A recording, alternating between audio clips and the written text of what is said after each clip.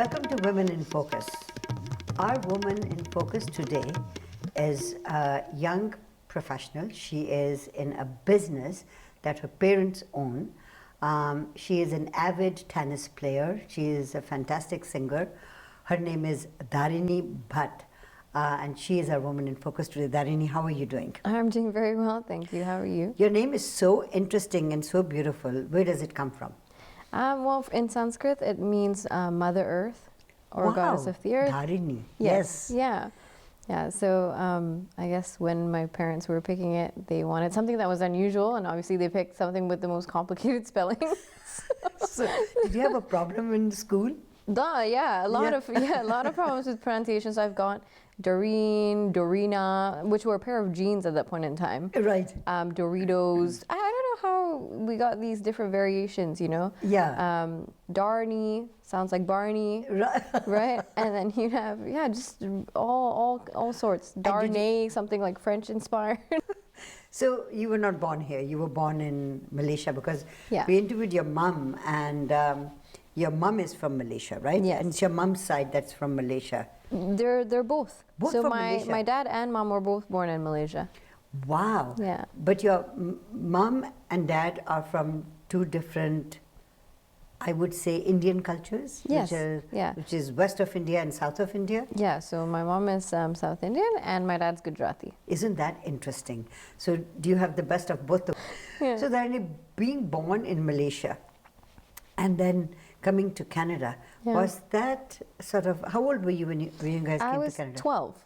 So was it a cultural shock for you, or? It definitely was. I think not as bad as it would have been expected, because we did travel quite a bit to the U.S. to visit my uncle. So my dad's brother lives there. So we were used to that. But definitely living here was very different. You know, we in school environments, just people in general. Right. It was quite different for me. And we talked about your name. So did that give you nightmares when people could not pronounce your name properly? Because English wasn't a problem for you. Yeah, I had to end up just picking a Your version name? that I thought, people could just say easily. Better, yeah. So now I would see, when I would see someone, who I think can pronounce my name, then I'll say, okay, it's Dharinee. Otherwise I say Dharinee. Okay, so it's easier. So, yeah. For everybody. Exactly, yeah. So you're not having half Because if I say Dharinee, I have to repeat myself. I'm sorry. And then so I have to say Dharinee. And then I'm like, okay, forget it. Yeah. Some people might call you Doreen. That's yeah. So rather than them creating their own versions, I'll just give them one. A version.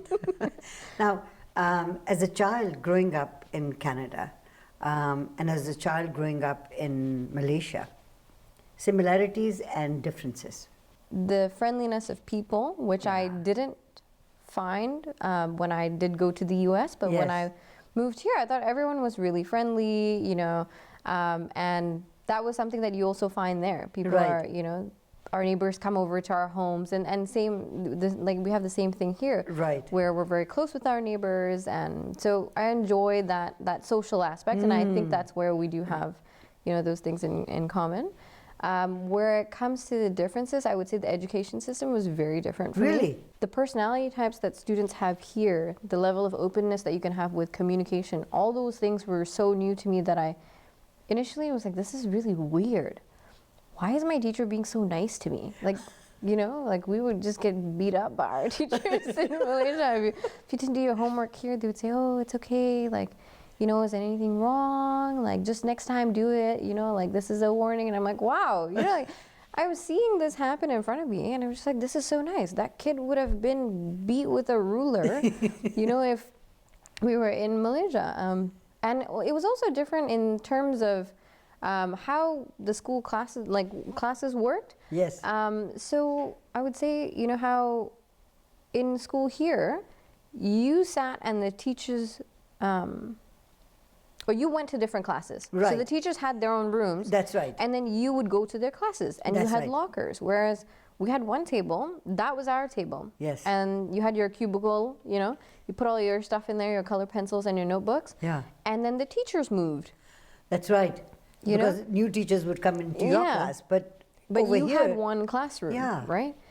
So that was interesting. But when I came here, it was okay. Go to your math class, and then you have your home room, and then we had classes like home science. We don't study any of that stuff. Well, it wasn't in the curriculum in Malaysia. Right. So that stuff was really fun. We had tech ed. You learn about carpentry and art and, cooking. Those things were quite exciting to me as, it was computer classes, things like Right. that. Yeah, so I would say those were the big differences in the sense where... I want to talk to you about your interests, were they developed in Malaysia or did you develop them here? So let's take a short break, Sure. get the program paid for, and then we'll talk again. Sounds good. Dharinee is our Woman in Focus today. Don't go away. We'll be right back.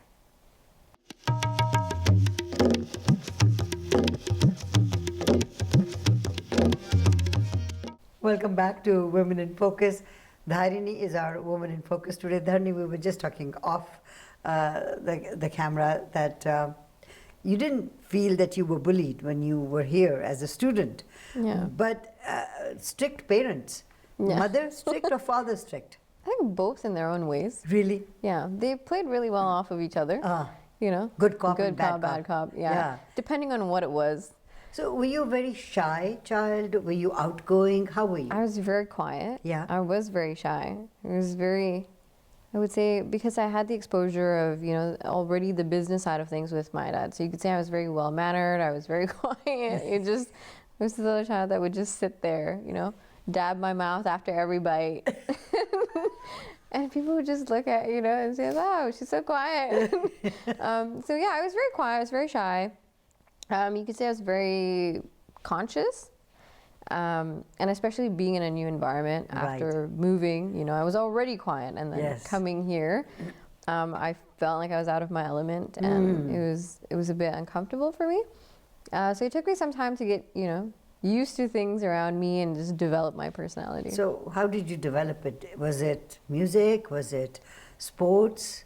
I was always into dance. Yeah. So even when I was in Malaysia, and like you'd have events at the Mandir where you would do little performances for Diwali and things like that. So I always liked, I would say I'm a Bollywood buff, and I love Hindi movies, and my parents and we watch one every weekend together. Right. And so I love that whole Hindi movie, Hindi songs, the dancing. As little kids, we would just stand in front of the TV, and my sister and I would just kill time and, trying to copy all the actresses. So yeah, I would say that's how it developed, and then it was basically fueled on. And my parents always encouraged me. I think that was something that, I really enjoyed, and and I never felt stage fright or anything like that, because to me it was just dancing. Yeah. So I had fun doing it, and it didn't seem frightening to me. So interests from your childhood, now that you're with your parents' company, did you see yourself working with them? How did you see yourself as a child growing up? What were your interests at that time? So as a little child, I wanted to be a doctor. A doctor? Yeah. And why? Because I just hated how they would give you injections. Like I would always go to the doctor and I would get a shot. You wanted to be a doctor? And so as revenge, I was like, it would be fun if I was a doctor. Then I get to give people injections. Instead of thinking, if I became a doctor, I would eliminate injections completely. Yeah, honestly, that was the only thing that I would go to see the doctor, and I was absolutely traumatized. It's not like I hated needles. It's just that they were always so happy giving the injection, and I don't know what about it, but... what it was about it, but yeah, that was the only thing that I was focused on at that point. And then as I got older, I was like, okay, I started meeting a lot of family friends that were doctors, and their kids were going into med school, right? And amongst all my parents' friends, and then I started to think, okay, what do I want to do? And so as I pursued my post-secondary education, so I have my degree in health science. And so the plan was then to go into med school after that. And I wanted to go into cardiology just because of, our Indian heritage, basically. Right. Yes. And the genetics that we do have, a lot of us are predisposed to cardiovascular diseases, hypertension, all of that. Right. And it runs in my family, basically on my dad's side. Yes. And my dad has always had cases of heart disease. Issues, yeah. Yeah. So that was something that was, very near and dear to me. And as a family, we'd been through quite a bit in, with regards to my dad's side. My grandmother had a stroke when she was, I would say, 14 years old. Very, Wow. very young. Wow. My grandfather had 2 heart attacks, and he passed away from a heart attack. Oh, my. My dad had 2 heart attacks. He went through a quadruple bypass, and then he had a stroke. Right? So a lot of these things, Shape you, yeah. yeah. So through that, I was like, okay, I want to, try and see if I could do something in that area.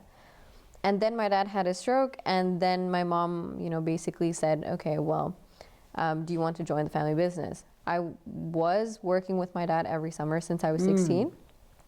But he, well, I guess without my knowledge, was training me. Yeah. It was just, okay, come and help me out during the summers. Right. So he would say, okay, started off cleaning the toilets, actually, the bathrooms. That's a very Gujarati thing to do. Yeah. Gandhi did that with all his family, so your dad thought... I think, no, because what happened was my dad was saying, oh, we hired this new cleaning services. I think it was Molly Maids. Yeah. And so I asked him, I was like, how much are you paying them? And he's like, yeah, they're quite expensive, like $2,400 a month. They only come every Sundays. And there's 4 of them. So I was like, well, why don't I give you like $1,000 discount and you give that money to Nikita and I'll supervise her and we'll clean the office for you. And so then he said, oh, you know what? That's not a bad idea. How about we do like a trial? You go and you clean the office and then I'll come and check. And if I'm satisfied with it, then yeah, sure. So I said, okay, we'll do a 60-40 split. I'll take 60%. I'll give my sister 40. You've got one sibling, right? Yeah, I have a younger sister. Younger sister. Yeah. So yeah, you being older wanted to do that, right? So yeah, so I said, obviously I have to look after her. I have to do more work. I'll cover more surface area. So I said, okay, 40% for you. What is the difference in age between 5 both? years. Yeah. All yeah. right. And she was happy with it. I was happy. It was a great arrangement, and that was sort of my first negotiation. I didn't even realize that I had done that. You did a good job. So Yeah. you said he's paying $2,000. I'll take 1,000. Yeah. And both of us will do it. Exactly. And for someone who's at that age, it's a lot of money, right? So it's just going to my savings account. And people always ask me, oh, what did you buy with your first paycheck? I was like, I didn't buy anything. Yeah, it just went into my bank account. So that was how I started off. And then my dad would start taking me to meetings. Right.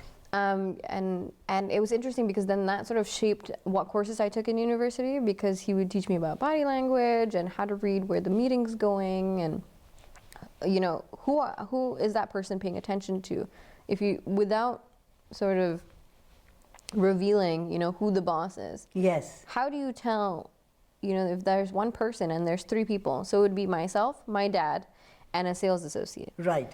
And how do you know who the main person is paying attention to? Who's the to? decision maker?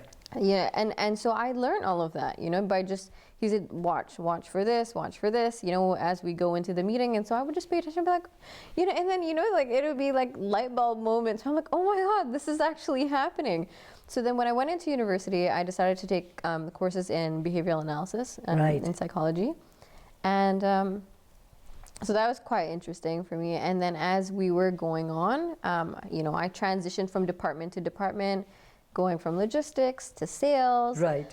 I had to call people and start selling, and I knew at that point that was not my forte. Right, selling wasn't. No, definitely not. But I realized that I was good with people. Yeah. I was good with problem solving, and I liked the fact that there was something different every day, rather than just the routine data entry or something like that. Or so that's pretty much what led me to the position that I am now, which is in operations. So with dad having a stroke, your mom had to start taking the more responsibility, and then brought you in. I want to talk a little bit more about that and what you're doing currently. Let's take a short break and come back. Okay. Dharinee is our Woman in Focus today. Don't go away. We'll be right back.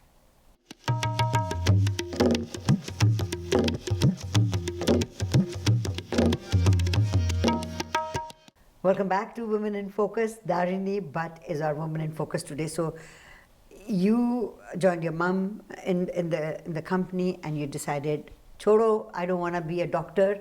Yeah. I will join my mum and dad's business, which is, so you guys have palm oil, is it? Am I correct? Yes, yeah, that's correct. So that product is used in many different things, right? Yes. So are you the wholesale supplier of that product? So we're a distributor in North America. Okay. And we have two offices. So basically one here in Port Coquitlam, and then we have one in Los Angeles. We do have a smaller office in Buffalo, New York. Okay. But basically what Natu Oil does is we bring in animal feed products. So we're a supplier of energy supplements to dairy cattle. Okay. The energy supplement is made out of palm oil, right? And when you mix that with the cow's meal, what happens is it increases the yield of milk and butter fat, depending on what product you use. So we have two different products. Right. One is Palmit 80, and that increases butter fat content for those who are producing cheese, butter, yogurt. And the other product is called Neurosol, and that is used to increase the yield. Milk yield. So you could say, maybe to give you a rough estimate, I would say a dairy cow, a lactating cow, on an annual basis would probably give you 3,000 liters of milk. But with energy supplements, it would give you 9,000 liters of milk. My God. So it's quite large in terms of the profits that dairy farmers would make. And on the other side, we have food products. So for human consumption, and those are cubes of shortening. Oh, and they have different melting points, and depending on what the use is, whether it's for donuts or pastries, pizza doughs, you have different forms of it. You have flakes, you have the cubes, we have oils in drums, so you even have refined palm oil in drums. We do coconut oil. Right. So those are our main focuses on the food side, but it's relatively new. So that's like the baby company. Oh, okay. Yeah. So which one are you most, are you looking after everything, or you have a specialty? So basically I'm training under my dad right now. Okay. He does a lot of the purchasing, and I basically look out for any of the issues that happen along the way. So a lot of traveling? Yes, not at the moment, but previously, I would say 4 or 5 times a year, and out of those 4 or 5 times, the large trips, 3 of them were Malaysia. All right. So long trips back and forth. Yes. But a lot to learn. We have different seminars that happen. You get to meet different people in the industry, so you get a lot to learn. And it's an industry with, I would say, a lot of experienced people. Wow. So does that leave any time for you to have a personal life? I mean, are you seeing anybody? I try to balance it out, You do?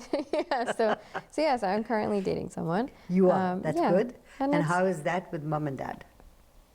It's going really well. They're very happy for me.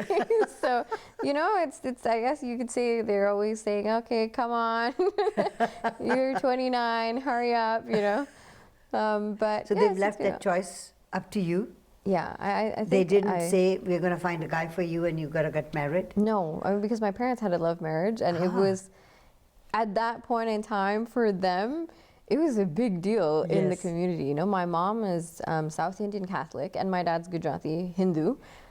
And you could just imagine the drama. He was, probably one of the first Gujaratis to marry someone who's not a Gujarati. That's right.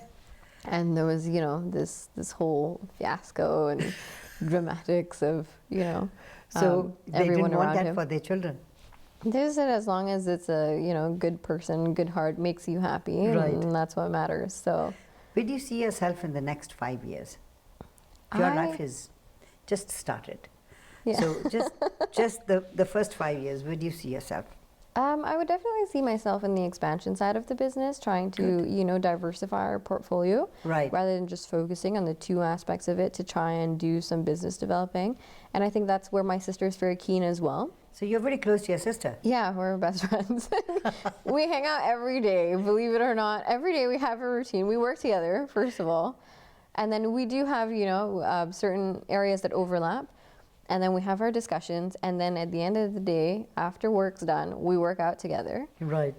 And then, she goes and she'll do her own thing, her reading or whatnot. And then towards the end of the night, once everything's done, then we watch our shows together. So we watch like Queen of the South or, you know, that sort of thing. And then we go to bed and then it's all over again. Then the next day she'll make me coffee or I'll make her breakfast. So it's like, you know, it's nice. It's nice to have that. But that's beautiful. Even though there's an age gap. And it's weird because I mean, a lot of people find it odd because we have, how can I put this? My friends are her friends. We have the same friend circle. Wow. So even though there's a 5-year age gap, when I was 18, you could say that's when I started to become more outgoing. It was like we had swapped personalities. So she was the very vocal, outgoing one when she was younger. And then the minute I became a teenager, I just completely was like very quiet. And then when she became a teenager, and I was at the last year, I guess, you know, you could say she was 14 and I was 19, and that's when I started becoming more, you know, vocal and outgoing. And then she just, her personality changed. So then I would take her everywhere I went. You know, like if I went out with my friends or if we went out for dinner and if I could take her along with me, I would bring her along. And I guess it forced her to mature a lot faster. Right. And so after a while, we were talking about the same things. It's weird because she's not my age, right? No. But she had a good understanding and we could talk about anything. And then at that point, I would say, after that, we had a lot of common interests and we both played tennis. So then I started coaching her in tennis. We would both dance together. It was just like we had a lot of things that we liked to do together. Lovely to have a sibling that is also a friend. Yeah, exactly. Yes. Dharinee, it's been lovely talking to you, and I'm going to keep an eye on you. And as long as I'm continuing to do this show, I want to see you again and see what different frontiers you have conquered. Sounds good. Sounds good. Thank you for having me. Well, thank you for being our Woman in Focus today. Thank you. Dharinee has been our Woman in Focus today. The interview hasn't finished. It seems like I've just left it halfway. We'll come back to it. You don't go away.